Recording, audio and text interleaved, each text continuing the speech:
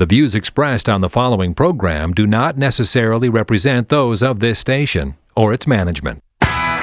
This is the Stockwell Roueche Show, giving you real-time information you need to make educated decisions about buying and selling in the world-renowned Twin Cities. Now your hosts and real estate experts, Jason Stockwell and Josh Roueche. The disease of addiction, how it affects you and your family. That's the show for today on the Stockwell Roueche Show. It's a very, very important topic, and both myself and many others feel that this is something that needs to be talked about for many of us because it affects all of our lives. So welcome to the Stockwell Roueche Show. I'm Jason Stockwell with RE/MAX Results, and Josh Roueche is not here today. Filling in for Josh is Roxy Robertson. Roxy, welcome. Thank you, Jason. So Roxy is now a member, also partners with Josh Roueche and his team at RE/MAX Advantage Plus, right? That's correct. Minnesota Dreamfinders. Minnesota Dreamfinders. So welcome, Roxy. We're happy to have you. And she will be giving the market update and sharing her insights in a lot of things real estate related here today. Jason Light, Envoy Mortgage. How you doing, Jason? Doing very well. Thanks for having me. Welcome to the show. And Jason will be giving the mortgage update and also sharing on the topic today with insight as well. And then our special guest, we're very honored and privileged to have Link Christian. Oh, Kristen. I'm sorry, Link. There we go.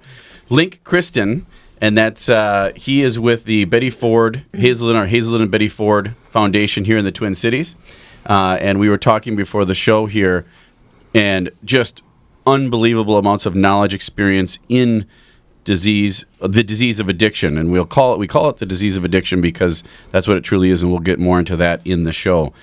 So thanks again, Link, for coming, and we look forward to your expertise and listening and hearing about all kinds of things related to that I just am amazed and didn't even know about just in the last 10 minutes before the show even started. So thanks, Link. Nice to be here.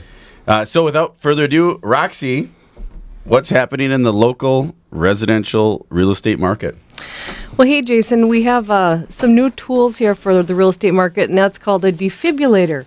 A defibrillator? Oh, I didn't know we had that. We've got it. It's right I didn't know we office. needed it. Maybe we do. I don't know. We do need it. It's hanging right on the office wall. What's going on is when we're meeting with sellers, they're actually having heart attacks over the sale price of their home. Oh, my gosh. That would be believable in many cases. Yeah, we're calling it an equity checkup. And when I show up and I have my defibrillator, I have it all ready to go because people are shocked at what they can sell their homes for. Wow. The market has really snapped back. Which tells me it's really strong for sellers, right? Really strong. If you're thinking about moving, now is really the time. We have a shortage of inventory. When we look at the stats from March of last year and March this year, 2015, our change in new listings is up 21%, but the change in closed sales is also up 21%. So that means if you list it, they're selling. So if you list your home and you have it priced right and in a great condition, ready for the buyers, move-in ready, they're flying off the shelves, multiple offers. The numbers match. A house comes on, the house sells. House comes on, house sells. It's almost like you keep putting them on, they keep selling, right? Right. And what's happening now, of course, for our buyers who have waited too long to buy a home, is that the change in the median sale price has gone up 10%, and that's where that defibrillator comes in handy. That's from 1 year? That's just 1 year. Wow. Yeah. That's a very, very strong statistic to say that your median sale price has gone up 10% in 1 year. That is definitely a strong market. So a defibrillator? Yeah, for the equity checkup. I don't know how to pronounce that one, and I know what it is, and I'm not wanting to ever experience one. But when it comes to real estate, yes, you might want to get one because your house will probably sell for more than you think. It's in this market anyway right now. So we have a great real estate market. Buyers too. What's happening with interest rates for buyers out there, Jason? So Jason Light with Envoy Mortgage will be giving us an update on mortgages and among many other things. Well, sure. First, I'd like to wish all the moms out there Happy Mother's Day. Oh, yes, of course. Happy Mother's Day, Mom. Yep. Make the world go round, right? Yeah. Well, despite the market lately, we've seen 2 weeks in a row now of nothing but increased in interest rates. What that's done is dropped overall loan applications down by about 4.6%. Primarily, the refinance applications have come out of the market. So For example, we've seen refinance applications consume 80% of the share of applications overall over the last few months. Right now, it's down to 53%. So that it's a little bit skewed from that. I didn't know there was that many people out there refinance or going in for applications for refinance. That was 83% of all applications coming in. Up to 80% of the share recently, and that's just a case to how low the interest rates have been. The changes with lower mortgage insurance premiums, it's really drove a lot of refinance business. On a positive note, though, this past quarter, we've seen the lowest foreclosure rate since 2007. So that does tribute to some health to the market as well. Yeah, I saw statistics on that as well, saying that we are it's lower than any time in like 6 years or so. Yeah, be 5-6 years. Pre-financial reform. Yeah, where there was the foreclosure rate and the default rate is very low, back to normal or healthy levels, if you will, with the foreclosure rate. So all in all, good market. Jason, you have to give NMLS ID. Absolutely. 17256. I was testing you to see if you had it memorized, and you do. It's a low number. I almost forgot it. That is says that you can practice and sell and do mortgages, right? Yeah. Got it. We realtors don't have to do that yet. I always wondered why we don't have to give our ID yet as real estate agents, Roxy. We can just say Remax Results or Remax Advantage Plus and give our names, which is we haven't been flagged with a number yet. Even though we have a number, we don't have to give it out. So thanks, Jason, for the mortgage update, and thanks, Roxy, for the real estate update. We'll get into the show. It's not. It's a show that you should listen to because chances are you or someone you know work with has something to do with this, and it's a tough topic. It can be a very touchy topic to talk about. It can be uncomfortable to talk about. It can be uncomfortable to hear, but it is the topic of addiction and the disease of addiction, and we're talking alcohol, drugs, any type of addiction, gambling, I guess, anything you could go across the board, and I'll let Link, our expert, talk about this. Link, Kristen is a licensed clinician for Hazelden Betty Ford. He's also a principal of Heightened Performance, an addiction consulting company. And their website is heightenedperformance.com, heightenedperformance.com. And the reason we are having this topic in the show is a couple things.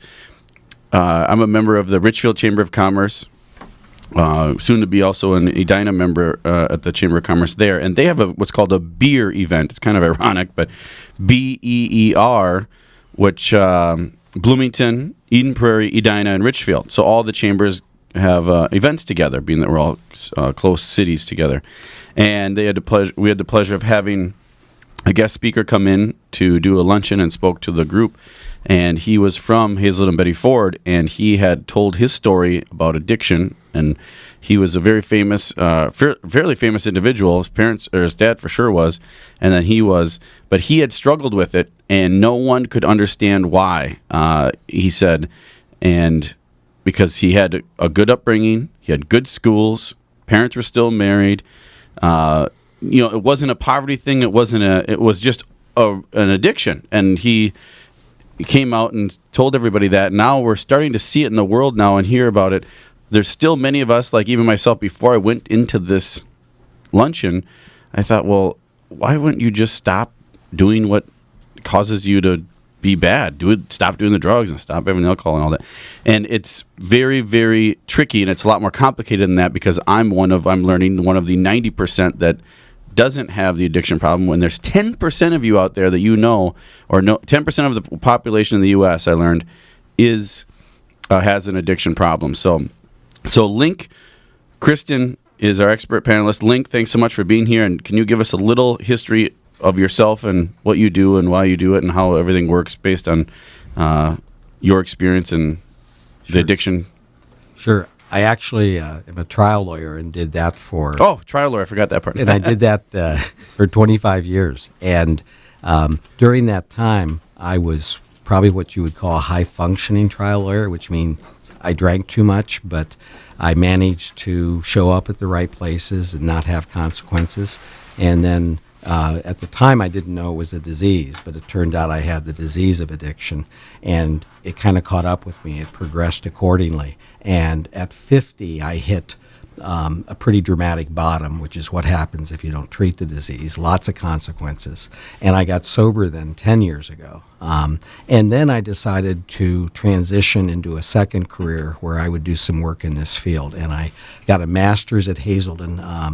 They have a graduate school of addiction where you take 12 courses and you do 1,000 hours of clinical work. And so I got my master's 6 years ago, and then started a program actually at Hazelden for lawyers who come to Hazelden for addiction, because lawyers, by the way, have twice the addiction rate of any other occupation. And I started that. And So it's a special program specifically tailored to lawyers. You bet. Is it because lawyers are just, you said they're twice as likely to be addicted, but also do they have a way, like you were a lawyer, so you're 25 years and you were functioning, meaning a lawyer is not a slouch profession. Obviously, you can't show up drunk, right, or high. So when you say function, what does that entail, for just real briefly for people? Well, I think being a lawyer is a profession like certain other, perhaps medicine and other occupations, where you identify with being a lawyer and you're very proud of it. You're licensed. Your career, for a lot of people, your career is kind of your life. And so you can let family go and health and things like that, but you cling on to the fact I'm a lawyer. And by doing that, you figure out ways to show up the right places, to not embarrass yourself, not make mistakes, all the while the rest of your life is falling apart. But the reality is you are high functioning, and lawyers tend to be. They're pretty smart, they're pretty competitive, they have a lot of incentive to stay high functioning. And so that drove me, and it drives lots of lawyers, to particularly be able to conceal the disease and hide the disease. So that just makes sense to me. I didn't think about it that way. That profession is so sought after, and it's also so important that yes, that during the times when you need to be, you function, but then when you come home from work and you're with your family or something like that, then that's when it comes out, right? Or that's when the dysfunction comes out. Until the disease gets to a really late stage, and you can't even do that anymore. That's exactly right. You go home and you medicate, and you self-soothe, and you say, I had a horrible day, I deserve a few martinis, and it's kind of, it's a little bit part of the culture and the rhythm of the profession. So, well, Link, thank you so much. We'll be back with more. There's a lot more to talk about with the disease of addiction. We have Roxy and Jason here as well. We'll be back soon. Thanks so much.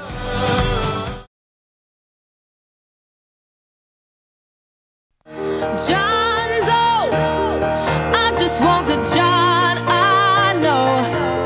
Once you put the drinks on hold, maybe you could come back home. John Doe. Oh. Welcome back to the Stockwell Roueche Show. I'm Jason Stockwell with RE/MAX Results. And I'm Roxy, the realtor with RE/MAX Advantage Plus. And today we are talking about the disease of addiction and how it affects you and your family. And again, it's a very touchy subject, and it can cause a lot of pain and suffering for people. Link Kristen is our guest. Link Kristen, did I say it right that time, Link? You did. All right, I'm getting it. It's spelled the way it's spelled and everything. It's very interesting. It's a very cool name, Link. So Link Kristen is here. He's an expert panelist. You can call us anytime, 651-400-0773, 651-400-0773. Go to our website, talktwincitiesrealestate.com. Everything is videoed. We have Barry here videoing us, so you can see Roxy now instead of Josh, which people may like on there. It might look a little cuter than Josh. And Jason and Link and our show will all be on video as well, on YouTube as well. You can also go on Facebook under the Stockwell Roueche Show and find us there. Every Sunday at 10 a.m. on 1280 The Patriot, we're on talking about real estate and other things that are important to you, your life, and your family. That's the goal of the show, is to have it all encompassing. And this affects everybody, the disease of addiction. The other thing that triggered, I spoke in the first segment, we talked about what triggered the show, but then after I saw the expert. And who was the famous person, Link, again? I'm going to write it down now so I know. But that I saw at Interlaken for the beer event with the Chambers. It's William Moyers, who is a vice president at Hazelden and is more or less the national speaking representative for Hazelden. He's written a couple books. His dad is Bill Moyers from PBS and from the Johnson administration. Okay, so if anybody out there listening have heard of Bill Moyers or know of Bill Moyers, he was on the Lyndon B. Johnson administration. Yes. And he was PBS anchor, or was he an anchor? Or what was? He has had a show on PBS for probably 20 or 30 years, and he's a renowned journalist. Very renowned, interviewer. Successful. Everything is going right. His son, William, is the one that has the addiction problem. So I saw William speak, and I believe it was February. Shortly thereafter, I went through a whirlwind of events from people that I knew of, that I knew were friends or colleagues, past college friends. At Gustavus, a football buddy who was in the same fraternity, construction worker who was also in the lending business and I've known since 2000, and another friend of mine who was a realtor, her son. All three males, all three committed suicide. All three had multiple times, unbeknownst until the event happened or the suicide happened, multiple times been in treatment for alcohol or addiction and drugs or alcohol. So that really hit home, and it's in some of you out there may see that have had the unfortunate event of that happening or something like that. I know what Link and what the goal is here is to get some more information, knowledge about it so that some of these things can be prevented. So Link, what are some of the things that can help prevent? I know William, when he spoke, said unconditional, like he said he would have died or committed suicide if it wasn't for, I believe, his mother and her continuous support, and unconditional no matter what he did and how bad he messed up. She was still supportive for him. But it's still hard to do that when you're not one of the ones who's going through the addiction as a married spouse or as a parent. What are some things that you guys can help out with, and also what are things that the listeners out there, that they can go do to help out with that situation? I think in very general terms, the first step is to understand that addiction is a disease. It's a brain disease, and it's a chronic disease. It's progressive and chronic, much like diabetes, cancer, hypertension. I think there's a stigma where a lot of people feel like addiction or alcoholism is a personal failing. It's a moral failing. You've lost your self-control. Lack of willpower. Yeah. And so a lot of people, I think, Jason, feel like they're embarrassed to even face it because they think they've fallen apart, and they don't want to admit that to anybody else. So they hide the disease. So instead of a disease like cancer, where you go to the doctor and you have blood work and you have x-rays, and here it is, you can see it, you can see the results. It's much harder with people with addiction, which is not as easy and objective to diagnose, to feel like it's their fault. And so they hide it and they don't normalize it. And so if you understand it's a disease and you start to see yourself start to drink out of control or use drugs or not be able to stop when you want to stop, those kinds of things, if you start to identify those, or people that you love start saying to you, I think you're drinking too much, or guess what, you came to work and this happened, or at this party. When you start to get those signals, the real key, and whether it's with loved ones or on your own, is to then take a look at yourself and try to figure out if you've got this disease. And that can be a combination of going on the internet and reading about it. There's self-tests that you can do on the internet. There's all kinds of things you can do very quickly to do a fast diagnosis. There's assessments that are done. You can get free assessments from Ramsey County or Hennepin County that are an assessment of whether you have the disease, and treatment centers can do the same thing. So the first step is to identify that you have a disease and acknowledge that you can't control it. Then there's a variety of things you can do to start to treat it. Sounds to me, and I don't know Jason or Roxy and Link, that sounds like the toughest part. because that's humbling. You'd be in denial. I don't have a problem. What are you talking about? Were you accusing me? I'm just having fun. I'm just doing this to cool some steam from the stress. Heck, I'm a lawyer. What do you think? I'm a drunk? No, I'm a lawyer. Right? And attorneys have 20% around this disease, and the normal population is 10%.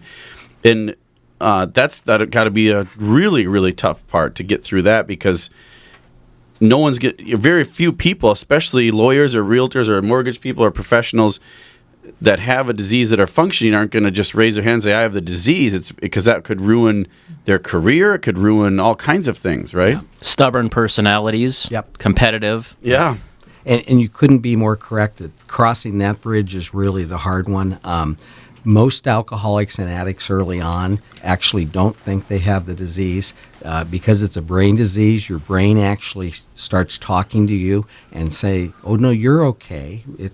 Your brain is so rewired that your brain starts to say, oh, no, you're not an alcoholic. That person on the street in the gutter, that's an alcoholic. With the bag in their hand, homeless on the street is. Or that person in the crack house is an addict, not me. And so you start to compare yourself to others and say, no, it can't be me. You start blaming other people for your drinking. You start saying, well, if you were married to my spouse, if you had... I shouldn't laugh like that. That's okay. Sorry, Katie. That was not for you. That was just okay. in general. It's okay. I'm glad you did it, not me.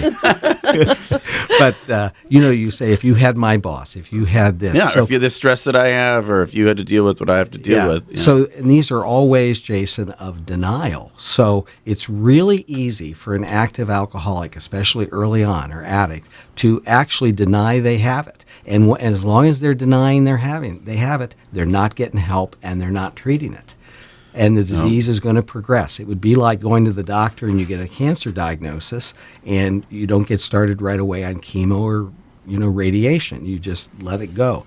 That's the problem with this disease, is the longer you go without treatment, the more advanced and serious it gets. That's what we talked about when we were in there before the show, and Jason and Roxy and Link and I were out there talking. And Link, you said something that surprised me. I don't know about you, Jason, about that. Even if you're sober, let's say you're sober 10 years, or 15 years, that it's still, it doesn't go down. You would think that the desire to drink or that would start to minimize and get less and less, and then, I'm good now, right? And then I can go out and have a casual glass of wine at the birthday party, or I can have drinks at Christmas or something like that, but that's not the case. No, it's like other chronic diseases, it's progressive. And the thing is, even if you're not drinking, the disease keeps progressing in your brain. And so you always have it, and it's always moving forward. And so no matter if you ever relapse or start using drugs again or start drinking again, you actually pick up at a minimum right where you left off. Wow, that's staggering. That just doesn't make... I mean, it's so hard to comprehend. And then we keep saying something like the disease, and it's something in the brain. So 1 in 10, so 10% of the American population, or is it world population or American population, or... I think the studies with the 10% have been primarily the United States. Okay, so what is the issue? Do they know? Do scientists know? Do you guys know? Like, what is this tweak? Hereditary, or is it a tweak in the brain, or a different synapse? Or I don't know. I'm not a scientist by any means, or a doctor, but what does that mean? Jason, the research on this is actually relatively new. We're talking the last 20 to 50 years, and it's ongoing. But the research has become quite sophisticated, and they have narrowed this down to being a brain disease. That more or less, the phrase they use is that your brain gets hijacked by the disease. It's no longer your normal cognitive thinking. It gets hijacked. And they've done, the studies increasingly are trying to parse out what part of it's genetic, what part's environmental, that sort of thing. And the statistics now is that are that the disease is over 50% genetic and hereditary. So if you literally, for example, have both your parents who are alcoholics, there's a tremendous genetic predisposition for you to have the disease. So the link between heredity and genetics, just like with some other chronic diseases, is very, very powerful. And then there's an environmental factor that has to do with how you grow up, what you're exposed to, what your opportunities are, what your moral values are, that kind of thing.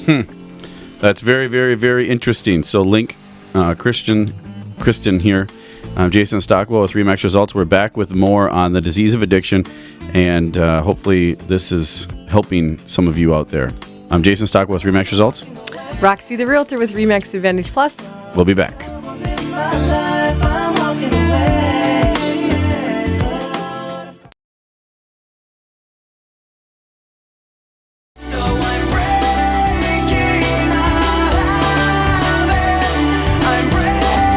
Welcome back to the Stockwell Roueche Show. I'm Jason Stockwell with RE/MAX Results.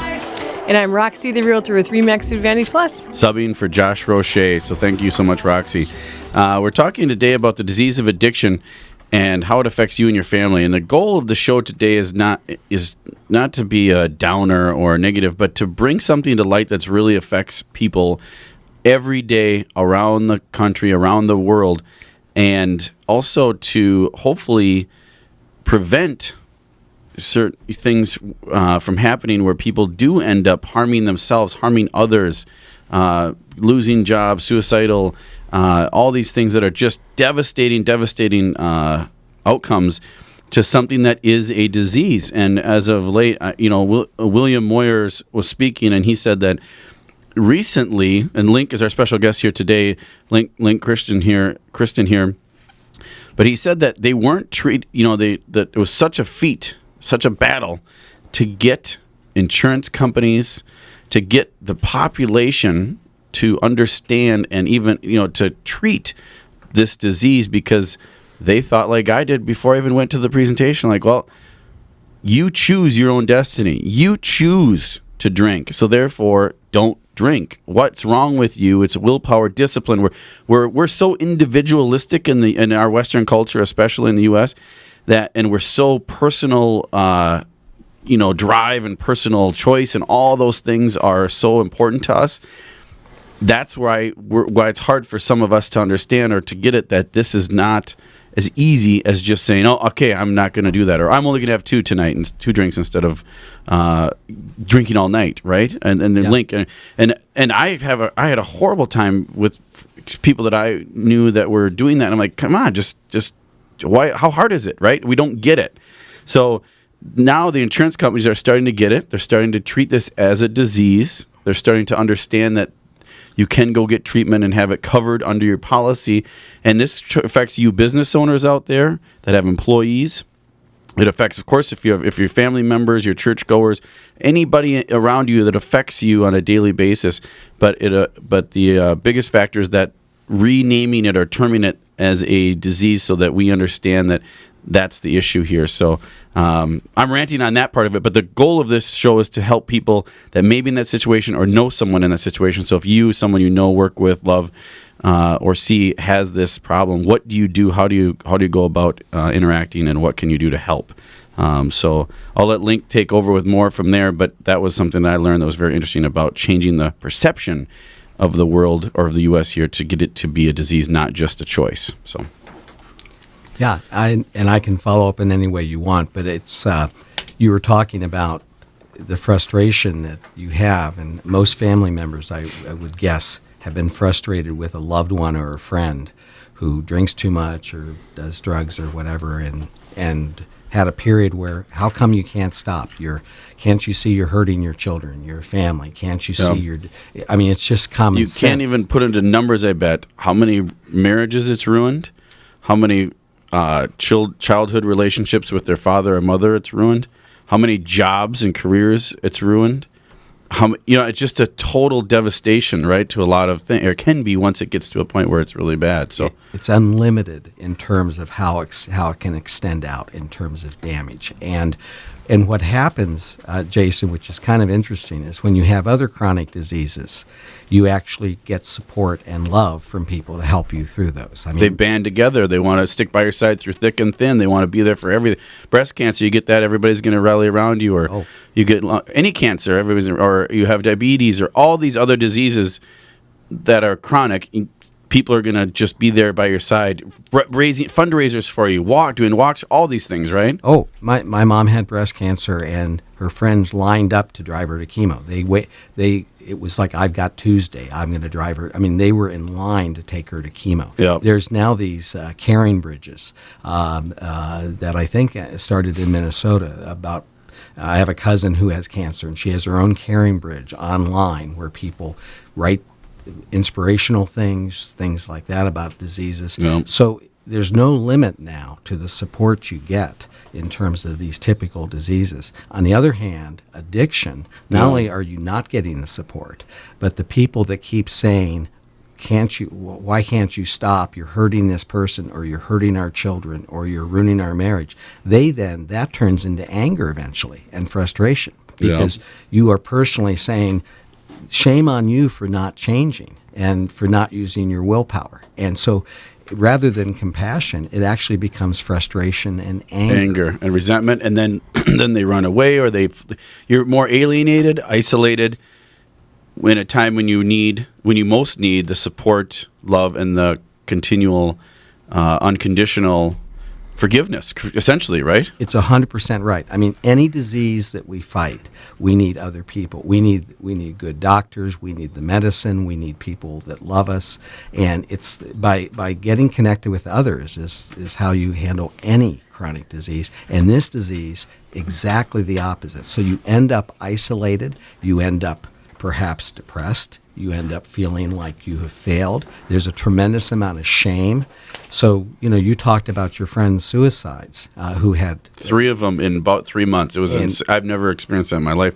Yeah. From people that I knew, and it was all of them were surprises. Because the 2 of them had children of their own, and it's like, I have kids of my own. I'm like, could not imagine what would drive me to that level. And, they're professionals, attorney.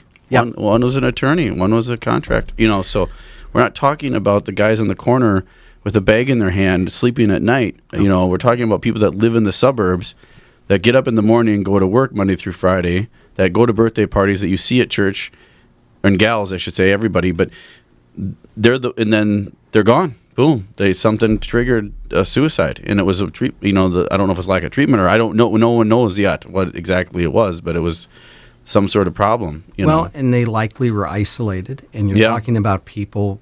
I just said the frame of mind you can get in if you've lost all your support. You've lost a lot of things because of your addiction. You're by yourself. You're feeling shame. The alcohol is a depressant in and of itself. Yep. So here you are isolated. You've lost things in your life. You think it's your fault. Everybody else thinks it's your fault. And imagine that state of mind when you're down in your basement and the family's gone to bed, and you're alone, and you're drinking, truly alone. And so that profile, that picture can take place everywhere from Edina to Hastings. It's very sad. Yeah. Very, very, very sad. What do you suggest, Link, for the family members who are going through this? I mean, they're, let's say, a married couple, and the wife is seeing her lawyer husband in this state, and because they want to be supportive. I think in very general terms, the spouse or the loved ones needs to try to do something or help the person do something positive to get treatment, get an assessment, get help. If they turn the other way, it would be like turning the other way with any disease. So I think to the extent you can, you've got to get through that denial and say, would you just do this for me? Would you call Hazelden and get this assessment on the phone? Would you just do that for me? And But it's not really that easy. Well, definitely. That would be. No. And I think that's where the alienation. Well, I know that's where the alienation comes in. It's and the lack of support, because you just keep beating your head against the wall, and that person's in denial. They want to keep drinking. They want to stay on, or their disease is making them. Right.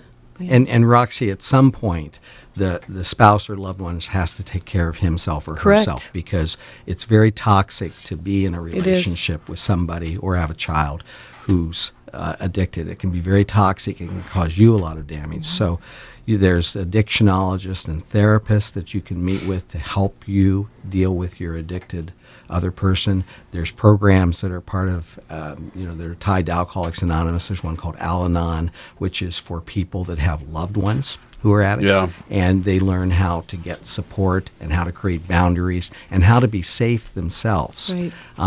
So at some point, if you're not able to get your loved one to get treatment and to get better, then it becomes, I think, a matter of watching out for yourself and making sure that it's almost like when somebody's drowning. At some point, you can't Right. grab their hand and go down with them. You have to be Throw safe out the yourself. lifeline. Yeah, so that's a simple analogy, but that's I think that's the key. Okay. Yeah, there's probably countless things that you just don't know when you're in that situation as a loved one, I would imagine, or someone you know or someone you care about is in this, has a problem. Do you do the whole thing of, well, I'm going to leave, and then you leave, and maybe that'll be a trigger to get, because it kind of becomes a battle then, I think, at that point of, Yeah. what do you love more? Do you love that, what you're addicted to more, or do you love me and our relationship more? And that's where, and then sadly, sometimes, a lot of times, and maybe Link can correct me, but is it the people don't stop then drinking, and then the other loved one feels like, well, you're choosing that over me? Is that how it kind of goes? Or Yeah, eventually, if you don't embrace the idea that you might have a disease and try to work on that, eventually you're going to alienate enough people and cause enough damage that they're going to give you ultimatums. They're going to say either you stop or I'm gone, either you go to treatment or I'm out of here. Yeah. And it becomes then more a series of ultimatums if it reaches that point. Okay. Well, we'll be back with more and solutions. How do you get through this?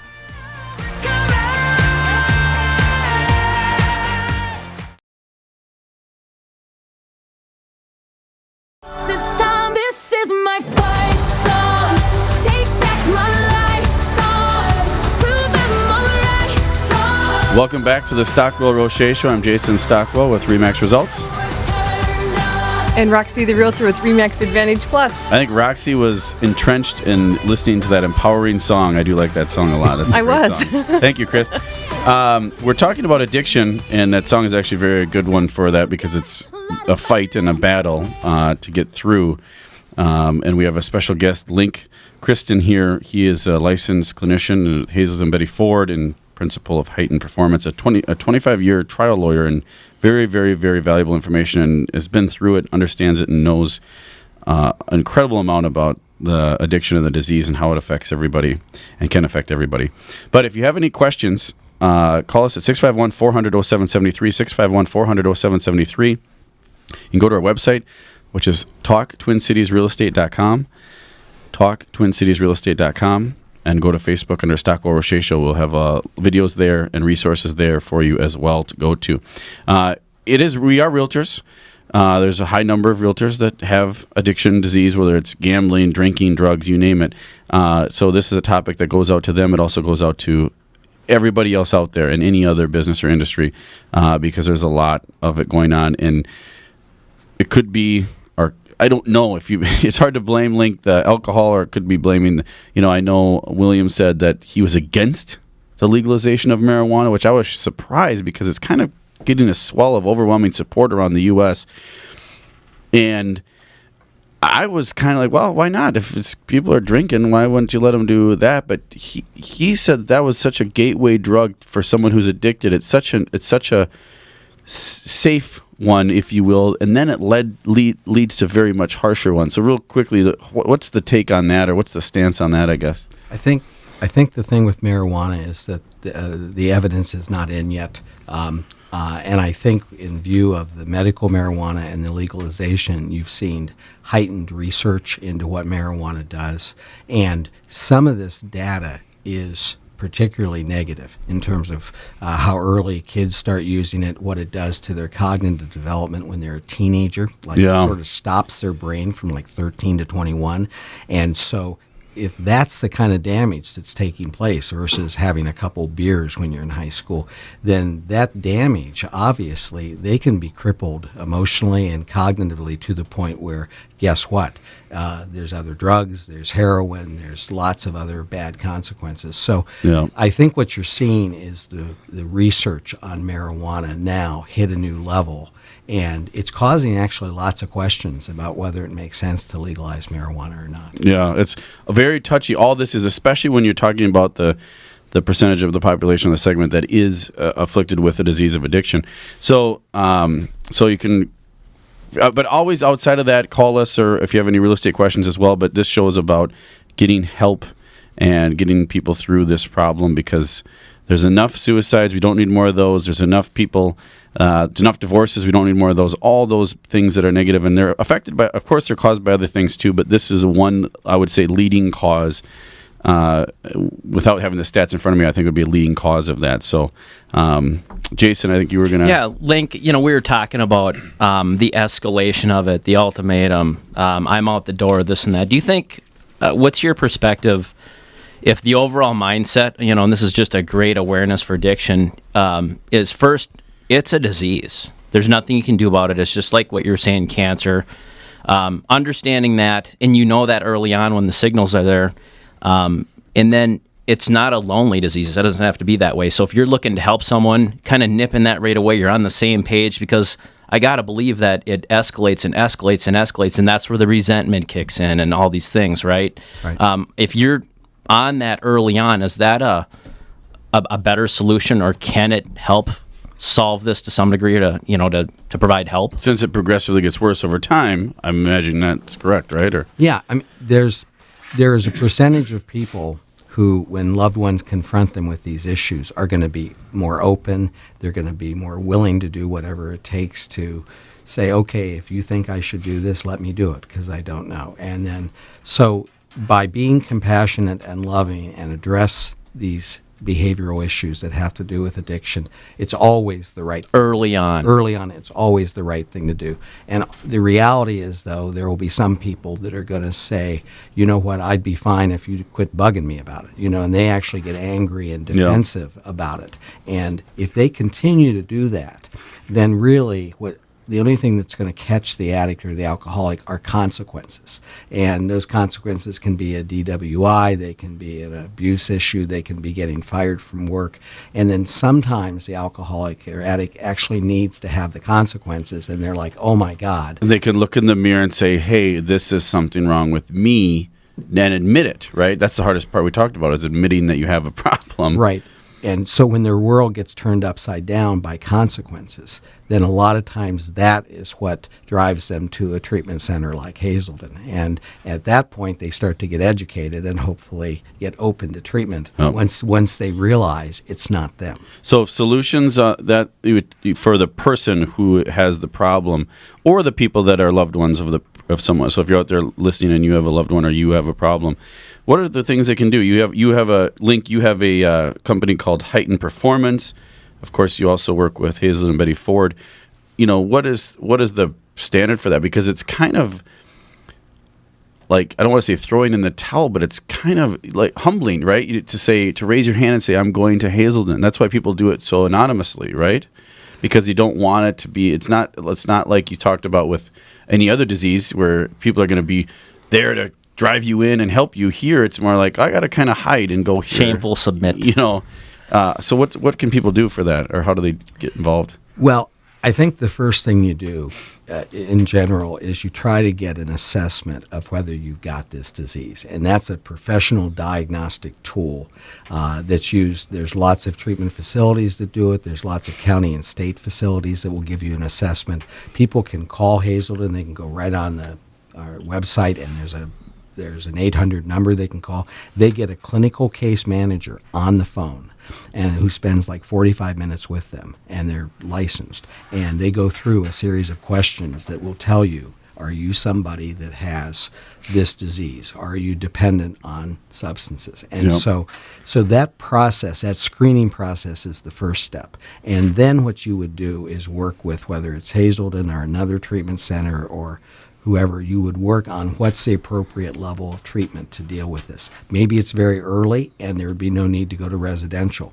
Maybe you do an outpatient program. I run an outpatient program in St. Paul for Hazelden. Maybe you do an outpatient program. Maybe you simply go to AA or something like that. But you try to figure out what's the right amount of treatment to at least start with. Yep. And then that might go up or down depending on how successful you are. And then the issue of going to residential, Jason, is obviously a tougher one because you are there for 28 days, if not longer. There's that whole, oh, he's gone to rehab or she's gone to rehab. There's Yep. the stigma with that. People are conflicted whether you tell your job what you're doing or not, or you Yeah. say you're on medical leave. But that is kind of a big deal to go away for 28 days, and a lot of people are intimidated by it.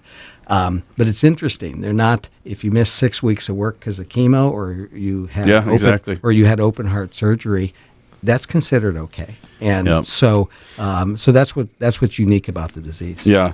Well, that's what we want you out there to hopefully get from the show, is to change that perception of supporting other diseases wholeheartedly and saying, oh, and banding together and support it, and then totally shunning people that are affected, men, women, young, old, with this disease. So addiction is a tough deal. So you can always go to heightenedperformance.com, also Hazelden Betty Ford. Link, Kristen, thanks so much for being here today. And we'll have information on the website as well, on Stockwell Roueche Show, Facebook, and also on TalkTwinCitiesRealEstate.com. Thanks again for filling in for Josh, and I'm sure you'll be back, Roxy, with more valuable information in the coming months. Thank you so much. And weeks. And Jason, thanks again for being on. We'll be back with you again next week. And next week, we'll be changing gears, bringing it back to the real estate side of things with a special guest on credit repair and also on leasing your property management. I'm Jason Stockwell with RE/MAX Results. And I'm Roxy, the realtor with Minnesota Dream Finders.